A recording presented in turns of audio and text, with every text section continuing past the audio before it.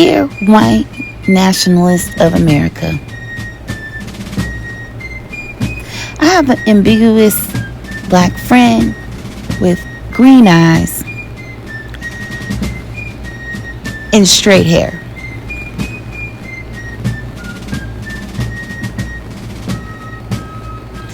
And another one of my friends that graduated from Waffle House University.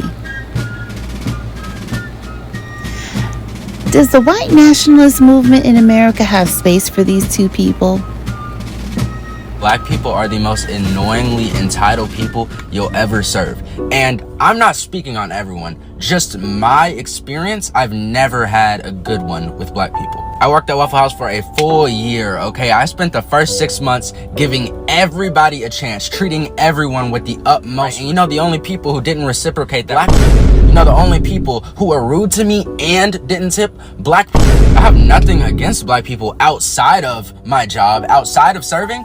Yes, I love y'all. The culture is amazing. But when it comes to serving y'all and having to tend to your needs, you're very needy and you're very disrespectful when it comes to, you know, getting what you need.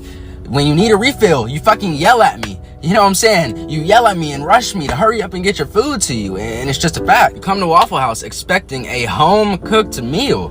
And I'm not kidding. Everything had to be cooked a specific way. And when I had to deal with a family of 10 people and y'all all want specific ass meals, yeah, it gets hard. Yeah, it gets annoying. Especially when on top of the fact that y'all all want special shit, y'all are also annoying. Y'all also want refills every 10 seconds. And you also leave me no tip. And I'm not kidding. I cried when I had to serve a family of black. I did. And what, y'all think I'm gonna serve a whole family and not try to get a tip? Yeah, I tried. When it was a whole family, I tried to treat them the best as possible because I'm hoping, like, yes, I'll get a good tip maybe. But yeah, it just never happened. It never did. It never did. So yeah, I gave up. Yeah, I sure fucking did. I'm sorry. I'm so fucking sorry. A few moments later. My TikTok account with 12,000 followers, 1 million views, and in one day, it just got banned. And it hurts. It hurts really bad, you know, because I had a lot of money waiting for me in that account that I was depending on to pay for things that I need. Surprise, surprise. Surprise, surprise. All that crime when you were trolling and you were being racist towards black people and you were allowing to be racist in your comments as well, and you were talking about you trying to monetize off the racism. Where was all that crying then? Matter of fact, where's the GoFundMe to help you get your money since your account got banned? Oh yeah, that's right. They used you because they still look at you as a black person. And now look at you. I hope you learned your lesson. Next on the docket, I am a pretty girl, green eyes, and trained hair. Accomplished by making that announcement. Do you not know that right now you can make an appointment with an ophthalmologist, an eye doctor, an eye surgeon, and you can have hazel eyes tomorrow, a straight texture type of hair? You know there's chemicals out there for that too, right? But I get back to the point of, you don't want to go over to white TikTok and make that acclamation that you have green eyes and straight hair. It is because you've been programmed by who's ever in your immediate circle to perpetuate old colorism tropes in your head. Women like myself, you can stand out from among us and play on the colorism sensitivities of some of these black men. Is that it? Because if you really want to be colorist, let's go.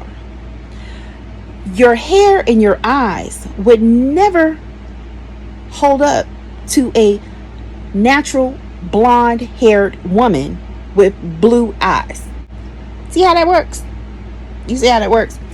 Your hair and your color of eyes would not fulfill what their quote unquote white people, Europeans, from the caucus. It is rice-skinned, but not light-skinned. That is a white child. That is Caucasian from the mountains of Caucasus. That is a Slavic baby, a Viking from Iceland. That baby got 730 as a credit rating right now as an infant. Their sensibility of beautiful is blonde Aryan features. Okay, what they would consider your features to be is, I'm not even going to mention it because I don't want to be taken down. It ain't worth it. But you catch my drift. Because in 2025, Black Americans are now starting to call out these microaggressions, weaponize featureism, texturism against our advancement as a people who we deem as beautiful as a people in Black American culture. And I am no longer going to allow colorism tropes to survive on these social media pages. Take your unhealed, unresolved, unrealized, unhealthy aggressions against the people that created you. Because what you are is an intraracial terrorist. You are an op that white supremacy has nurtured and has watched over and has cultivated to be placed into Black American spaces. Our neighborhoods, our community, our churches, our social organizations. And what you do is you pander to yourself. Because if I can appear as loyal to those who also practice anti-Blackness, then I can cement my position, my ability to survive. Because you really don't want to be in Black circles. It is because you are forced to be in Black circles, because you are not recognized as 100% white person on your other side of your genetics. And so you bring that self-hate, and you help to kindle those anti-Black flames that never die in our communities. But not on my watch. Will not allow these tropes to pass on to my child, to my children's children, and so on and so forth. This stops with us here in 2020. Not because I've personally suffered so much from colorism. I've had a share of colorism when I was a child, but not to the point to where I've had to experience other people's stories, which is so awful.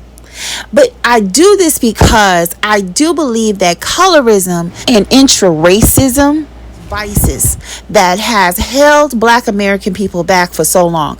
I believe that we could have advanced much further as a people if we had not socialized colorism. There are a lot of places and spaces and policies and financial progressiveness that could have occurred if we would have selected and voted for people that were not, their skills was not based on their complexion, but it was based on their ability to get us even further. See, there's a lot of Black American people that they were a lighter skin color, or they were biracial, or they were considered as preferential to be in white spaces. It didn't help us.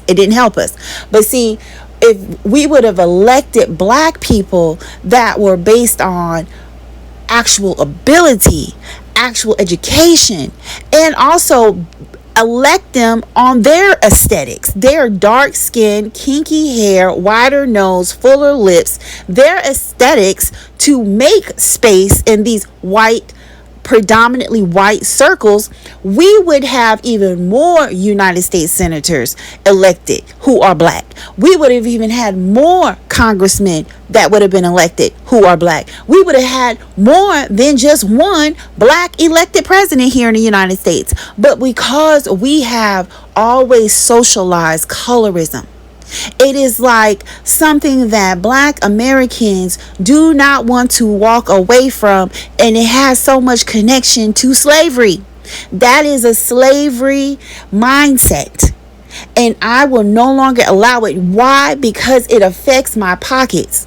When I put the wrong person in office just because they kind of look like me, and not because they understand what it is to be me, we get people like Trump. We get people like Elon Musk. We get Big Beautiful Bill 2025. We get Project 2025 because we have to fight for those spaces for us to be in, not for people who look like us. So you, young lady, and anybody else that thinks like you, whether they are your complexion or darker, you take your behaviors that you learn from being associated to white supremacy. You thought you were going to repackage into colorism to weaponize against Black Americans and try to use that as an arsenal to create some type of tension and make Black women respect the fact that you have a part of a genetics that you have not been fully accepted within your own family. See, that's projection, because you're not really accepted in both sides of your family, and because whoever raised you helped you to nurture that self-hate, you want to take it and repackage it into, oh, this is what pretty Black's supposed to look like. The devil's a lie. The devil's a lie. And in fact, I challenge you to go over to white TikTok, because I'm going to tag you in it. Go over to white TikTok, and I want you to take your green eyes and your straight trained hair is what you called it, right? Take your straight trained hair over to white TikTok. White TikTok that upholds white supremacy. White TikTok that it's so deeply enriched with hate and vitriol against anything that looks Black, to where they supported electing Trump twice just because there was a biracial white and Black man elected for president over the United States. That's right, who was also half white.